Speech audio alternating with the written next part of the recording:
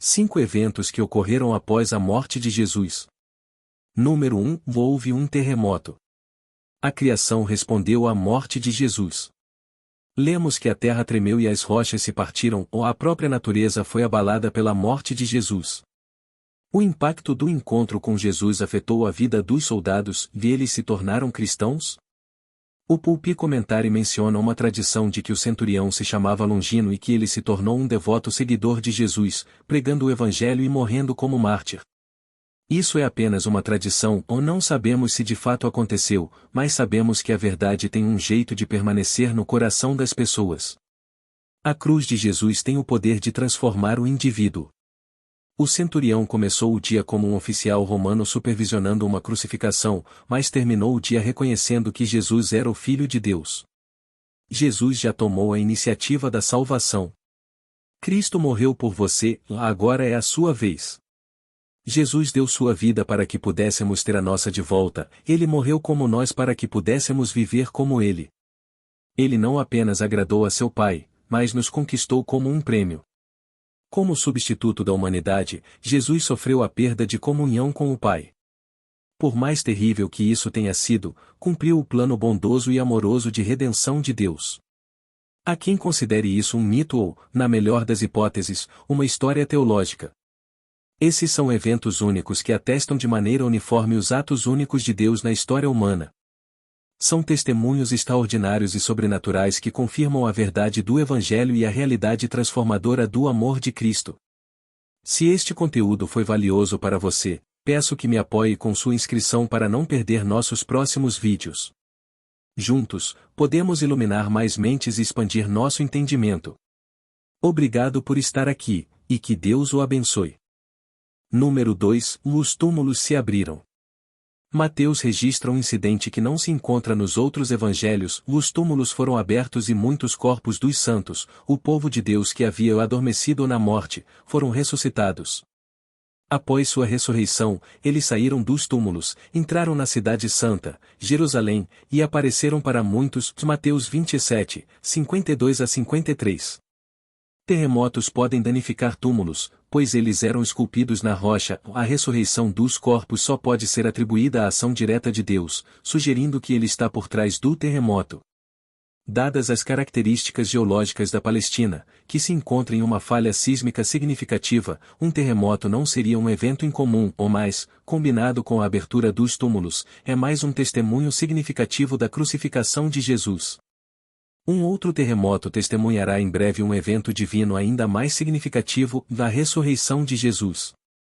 O registro exclusivo de Mateus desses eventos enfatiza a vitória sobre a morte que o sacrifício de Jesus na cruz realiza.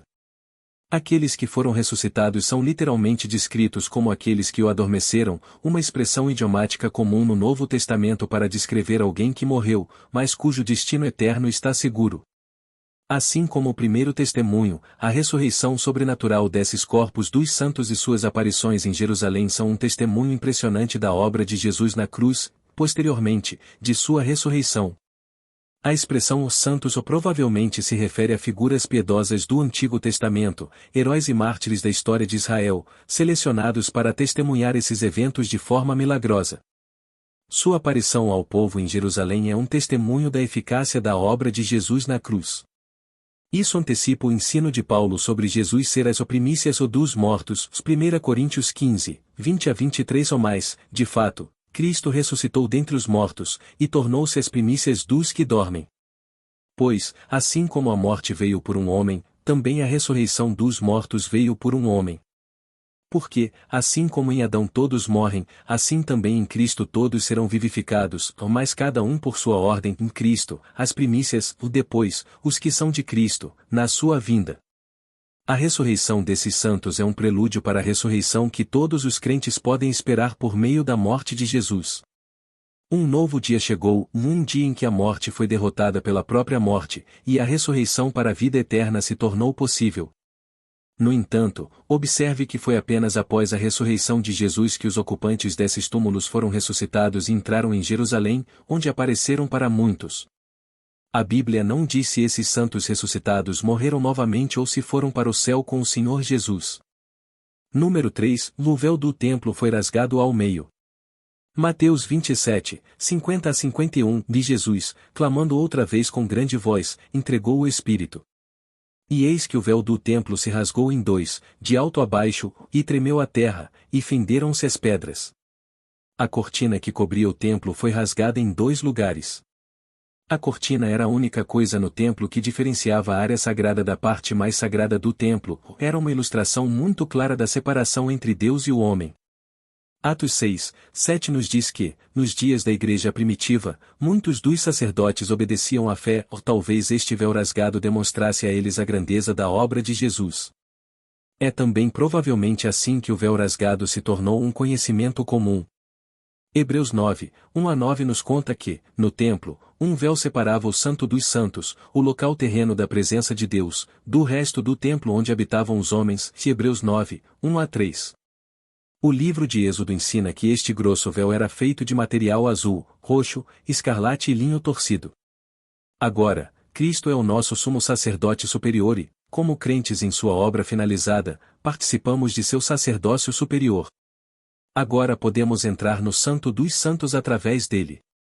Hebreus 10, 19 a 20 E portanto, irmãos, temos plena confiança para entrar no Santo dos Santos pelo sangue de Jesus, pelo novo e vivo caminho que ele nos abriu através do véu, isto é, do seu corpo. Ao olharmos para essa cena, vemos uma imagem do corpo de Jesus sendo rasgado por nós, assim como ele rasgou o véu por nós. O livro de Hebreus oferece uma explicação detalhada e gloriosa do significado profundo associado ao rasgo do véu. O véu que sempre esteve no templo servia como um lembrete constante de que o pecado torna os humanos indignos de estar na presença de Deus. O fato de que a oferta pelo pecado era apresentada uma vez por ano, além das várias ofertas diárias, ilustrava claramente que o pecado não poderia ser realmente expiado ou erradicado por simples sacrifícios de animais. Por causa do que Jesus Cristo fez na cruz, as barreiras que separavam Deus e as pessoas foram destruídas, e agora podemos nos aproximar de Deus com confiança e ousadia. Se Hebreus 4, 14 a 16 Ou portanto, visto que temos um grande sumo sacerdote que adentrou os céus, Jesus, o Filho de Deus, apeguemo-nos com firmeza à fé que professamos. Pois não temos um sumo sacerdote que não possa compadecer-se das nossas fraquezas, mas sim alguém que, como nós, passou por todo tipo de tentação, porém, sem pecado. Aproximemo-nos, então, do trono da graça com toda a confiança, para que recebamos misericórdia e encontremos graça que nos ajude no momento da necessidade. O corpo de Jesus foi rasgado, e também o véu, cada um significando que agora podemos nos aproximar de Deus com ousadia. Temos um sumo sacerdote que preside sobre os tribunais celestiais para assegurar que o crente tenha pleno acesso. No momento em que Cristo morreu, a pesada cortina que separava os dois principais cômodos do templo foi rasgada por uma mão invisível, de cima para baixo. Número 4. Houve escuridão sobre toda a terra.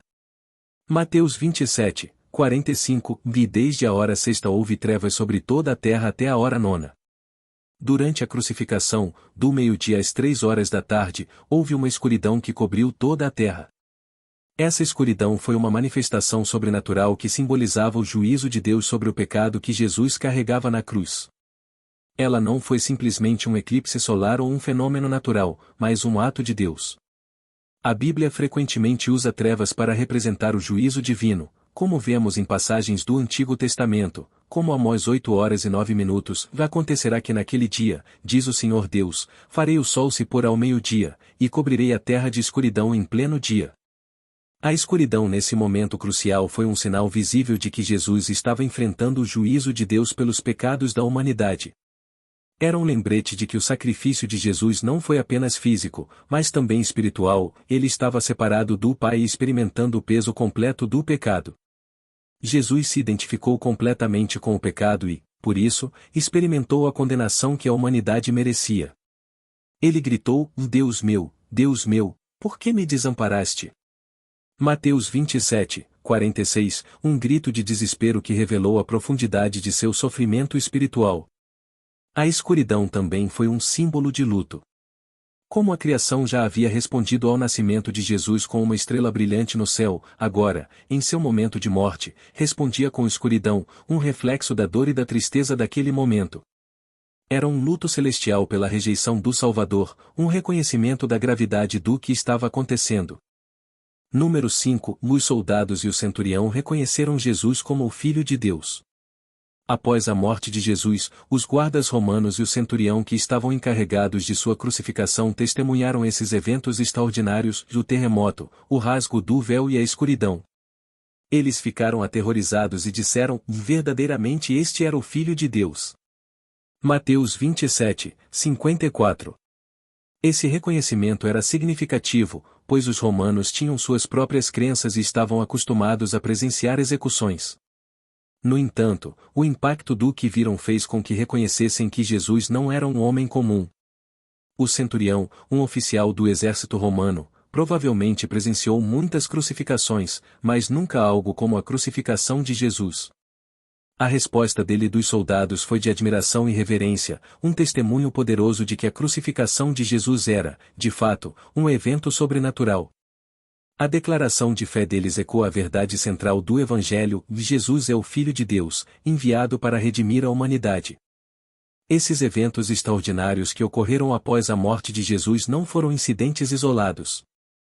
Eles se entrelaçam para dar um poderoso testemunho da importância do sacrifício de Cristo e do amor redentor de Deus.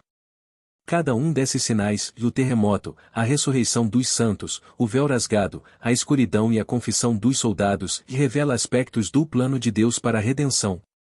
Esses eventos foram marcadores sobrenaturais de um novo começo, em que o relacionamento entre Deus e a humanidade foi restaurado. O convite agora é para que você reconheça e aceite essa verdade. Se você encontrou valor neste conteúdo e deseja crescer na sua fé, peço que se inscreva no canal e compartilhe este vídeo. Ao fazer isso, estamos, juntos, espalhando o Evangelho e iluminando mais corações com a Palavra de Deus. Que o amor e a paz de Cristo estejam com você, e que sua vida seja uma continuação do poder transformador desse sacrifício.